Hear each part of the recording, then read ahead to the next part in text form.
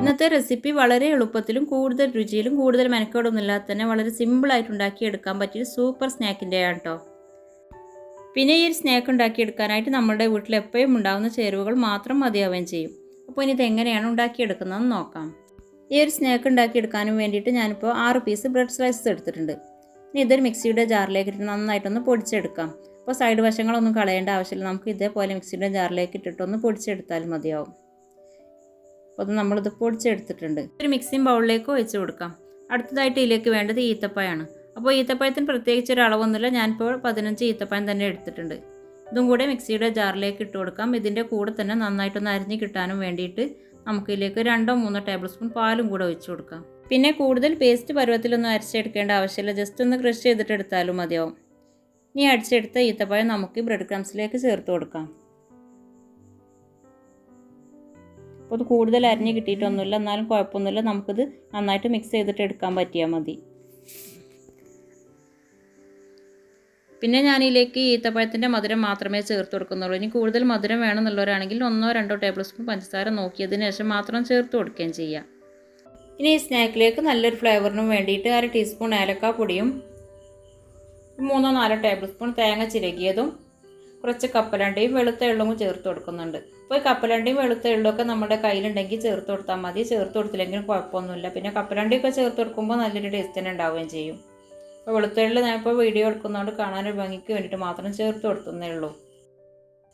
ഇനി നമുക്കിത് കൈ വെച്ചിട്ട് നല്ലപോലെ ഒന്ന് മിക്സ് ചെയ്തിട്ട് കുഴച്ചെടുക്കാനും വേണ്ടിയിട്ട് നമ്മളിതിലേക്ക് വെള്ളം ചേർക്കേണ്ട ആവശ്യമില്ല. ഈ തേങ്ങയുടെയും ബ്രെഡിൻ്റെയും ഈത്തപ്പഴത്തിൻ്റെയും ഒക്കെ നനവനെ ഇതിലേക്ക് ധാരാളം ഉണ്ടാവും കേട്ടോ. അങ്ങനെ ഇതെല്ലാം നല്ലപോലെ മിക്സ് ചെയ്തതിന് ശേഷം കുഴച്ചെടുത്തിട്ടുണ്ട്. ഇനി നമുക്കിതിൽ നിന്നും അല്പാൽപ്പം കയ്യിലേക്ക് എടുത്തിട്ട് ഇഷ്ടമുള്ള രീതിയിലൊന്ന് ഷേപ്പ് ചെയ്തെടുക്കാം. ഞാനിപ്പോൾ കയ്യിലേക്ക് ഒരല്പം മാവ് എടുത്തിട്ട് നല്ലപോലെ ഉരുട്ടിയെടുത്തതിന് ശേഷം കൈവെള്ളയിൽ വെച്ചിട്ടൊന്ന് പ്രസ് ചെയ്തെടുക്കുന്നുണ്ട്. അപ്പോൾ നമുക്കിത് ഇഷ്ടമുള്ള ഷേപ്പിൽ ഷേപ്പാക്കിയിട്ടെടുക്കാം. ഞാൻ ഈ ഒരു രീതിയിലാക്കി എടുത്തുന്നേ ഉള്ളൂ. ഇതിൻ്റെ സൈഡ്സൊക്കെ ഒന്ന് ലെവൽ ചെയ്തെടുക്കാം. എന്നിട്ട് ഈ സ്നാക്ക് കാണാനോ ഭംഗിക്കും വേണ്ടിയിട്ട് സെൻറ്ററിലായിട്ട് ഇതേപോലെ കപ്പലണ്ടിയും വെച്ച് കൊടുക്കാം. അപ്പോൾ അത് സൂപ്പറല്ലേ. ഇനി നമുക്ക് ബാക്കിയുള്ളതും ഈ ഒരു ഷേപ്പിലാക്കിയെടുക്കാം. അപ്പോൾ ഞാനിവിടെ ഇതെല്ലാം തന്നെ ഈ ഒരു ഷേപ്പിലാക്കി എടുത്തിട്ടുണ്ട്. നമുക്കിനി ഈ ഒരു സ്നാക്ക് ഈ ഒരു രൂപത്തിൽ കഴിക്കുകയാണെങ്കിൽ എങ്ങനെയും കഴിക്കട്ടെ. നല്ല ടേസ്റ്റ് തന്നെയാണ് കഴിക്കാനായിട്ട്. പിന്നെ നമ്മളിതിലേക്ക് ബ്രെഡ് ക്രംസും തേങ്ങയും ഈത്തപ്പഴം ഒക്കെയാണല്ലോ ചേർത്തിട്ടുള്ളതും. അത് നമുക്ക് കുക്ക് ചെയ്യാതെ തന്നെ കഴിക്കുകയും ചെയ്യാമല്ലോ. പിന്നെ അധികം ഓയിൽ ഇഷ്ടമില്ലാത്തവർക്കൊക്കെ ആണെങ്കിലും ഇങ്ങനെ കഴിക്കാം. അപ്പോൾ ഞാനിപ്പോൾ ഇവിടെ ഉണ്ടാക്കിയെടുക്കുന്നത് ഒന്ന് ഓയിലിൽ ഫ്രൈ ആക്കിയിട്ടാണ് ഉണ്ടാക്കിയെടുക്കുന്നത്. അപ്പോൾ അതിനായിട്ട് ഫ്രൈ ചെയ്തെടുക്കാനായിട്ടുള്ള ചട്ടി അടുപ്പിലേക്ക് വെച്ച് ഓയിലൊക്കെ നല്ല പോലെ ചൂടായി വന്നിട്ടുണ്ട്. ഇനി നമുക്ക് ചൂടായ ഓയിലിലേക്ക് ലോ ഫ്ലെയിമിലേക്ക് ആക്കിയിട്ട് നമ്മുടെ ഈ സ്നാക്ക് ഇട്ട് കൊടുക്കാം.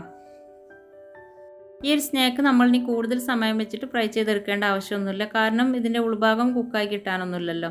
ജസ്റ്റ് ഒന്ന് പുറം ഭാഗം മൊരിഞ്ഞ് വരുമ്പോഴേക്കും തന്നെ നമുക്ക് തിരിച്ചിട്ട് കൊടുത്തിട്ട് ഈ ഒരു ഭാഗവും കൂടെ ഫ്രൈ ആക്കി എടുക്കാം. അങ്ങനെ 2 ഭാഗവും ഒന്ന് മൊരിച്ചെടുത്താൽ മതി. മൊരിഞ്ഞ് വരുമ്പോഴേക്കും തന്നെ നല്ലപോലെ ഫ്രൈ ആയിട്ടൊക്കെ ഉണ്ടാവും. ഈ ഒരു സമയം തന്നെ നമുക്ക് ഓയിലിൽ നിന്നും മാറ്റുകയും ചെയ്യാം. അപ്പോൾ നല്ല ടേസ്റ്റി ആയിട്ടുള്ള പലഹാരം തന്നെയാണ്. ഉണ്ടാക്കിയെടുക്കാനും നല്ല എളുപ്പമാണ്. കഴിക്കാനായിട്ട് സൂപ്പർ ടേസ്റ്റാണ്. തീർച്ചയായിട്ടും എല്ലാവർക്കും ഇഷ്ടാവുകയും ചെയ്യും. ഇനി നമുക്കിതൊരു പാത്രത്തിലേക്ക് മാറ്റാം. ഇതേപോലെ നമുക്ക് ബാക്കിയുള്ളതും ഫ്രൈ ചെയ്തെടുക്കാം. മക്കളൊക്കെ സ്കൂളിൽ നിന്ന് എത്തുമ്പോഴേക്കും ചായക്ക് വെച്ച വെള്ളമൊക്കെ തിളച്ച് വരുമ്പോഴേക്കും പെട്ടെന്ന് തന്നെ സിമ്പിളായിട്ട് ഉണ്ടാക്കിയെടുക്കാൻ പറ്റില്ല സൂപ്പർ സ്നാക്ക് എന്തായാലും തയ്യാറാക്കി നോക്കൂ. ഇപ്പോൾ ഇതെല്ലാം തന്നെ ഫ്രൈ ചെയ്തെടുത്തിട്ടുണ്ട്. പിന്നെ നമ്മളിതിലേക്ക് ഈത്തപ്പഴമൊക്കെ ചേർത്ത് കൊടുത്തോണ്ടാണ് ഈ ഒരു കളറായി വന്നിട്ടുള്ളത്. അല്ലാതെ ഈ സ്നാക്ക് കരിഞ്ഞു പോയിട്ടൊന്നുമില്ല കേട്ടോ. അപ്പോൾ സിമ്പിളായിട്ട് ഉണ്ടാക്കിയെടുത്തിട്ടുള്ള ഈ സ്നാക്ക് സിമ്പിളായിട്ട് തന്നെ ഒന്ന് ട്രൈ ചെയ്ത് നോക്കൂ. പിന്നെ വീഡിയോ ഇഷ്ടമായിട്ടുണ്ടെങ്കിൽ ലൈക്ക് ചെയ്യുക. നമ്മൾ ഈ സ്നാക്കിലേക്ക് കപ്പലണ്ടിയൊക്കെ ചേർത്ത് കൊടുത്തുകൊണ്ട് കഴിക്കാനായിട്ട് അടിപൊളി ടേസ്റ്റ് തന്നെയാണ് കേട്ടോ. പിന്നെ പുതുതായിട്ട് ആരെങ്കിലുമൊക്കെ ചാനൽ സബ്സ്ക്രൈബ് ചെയ്യാതെ വീഡിയോസ് കാണുന്നവരുണ്ടെങ്കിൽ ഇനിയും ഇതുപോലുള്ള സിമ്പിൾ സ്നാക്ക് റെസിപ്പികൾക്കായിട്ട് ഈ ഒരു ചാനൽ സബ്സ്ക്രൈബ് ചെയ്യുകയും ചെയ്യാം.